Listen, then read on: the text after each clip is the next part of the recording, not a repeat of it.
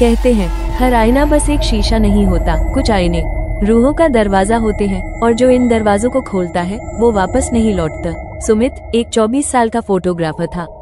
उसे पुरानी और सुनसान जगहों की तस्वीरें लेने का शौक था।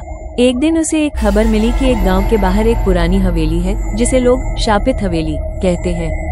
उस गांव के बुजुर्ग कहते थे कि वहां एक पुराना आईना है जो पिछले 100 सालों से उसी हवेली के बीचों बीच एक कमरे में रखा है और जिसने भी उसमें देखा या तो पागल हो गया या फिर गायब हो गया।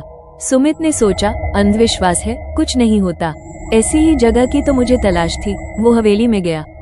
जैसे ही उसने अंदर कदम रखा दरवाजा अपने आप बंद हो गया, लेकिन उसने ध्यान नहीं दिया। फोटोग्राफी के चक्कर में वो हवेली की तस्वीरें लेने लगा। हवा बंद थी लेकिन खिड़कियां अपने आप खुल बंद हो रही थी। तभी उसकी नजर एक कमरे पर पड़ी, कमरा नंबर 13। दरवाजा जर्जर था लेकिन अंदर एक ही चीज चमक रही थी, वो पुराना आईना। सुमित ने कैमरा निकाला और उसकी फोटो लेने ही वाला था कि उसे ऐसा लगा मानो किसी ने उसके पीछे से फुसफुसा कर कहा, मत देख उसमें। वो पलटा, कोई नहीं था। उसने हंसते हुए कहा, इमेजिनेशन होगा। और जैसे ही उसने आईने में देखा, उसने खुद को नहीं देखा।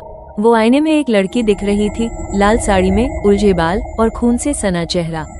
सुमित घबरा गया। उसने मुड़कर देखा, पीछे कोई नहीं था, लेकिन जब दोबारा आईने में देखा वो लड़की और पास आ चुकी थी। उसने डरते हुए कमरे से बाहर भागने की कोशिश की लेकिन दरवाजा बंद था। तभी आईने से आवाज आई, तू अब मेरा है। आईना खुद से हिलने लगा और उससे काले धुएं की तरह कुछ निकला और सुमित की ओर बढ़ने लगा।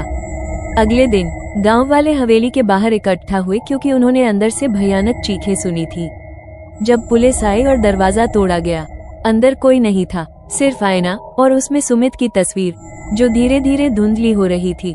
आज भी वो हवेली वैसी की वैसी है। वो आईना अब भी वहीं रखा है और कहते हैं अगर आप उस आईने में जरा भी देर तक देखें तो कोई आपकी जगह ले लेता है और आप उस आईने में कैद हो जाते हैं हमेशा के लिए।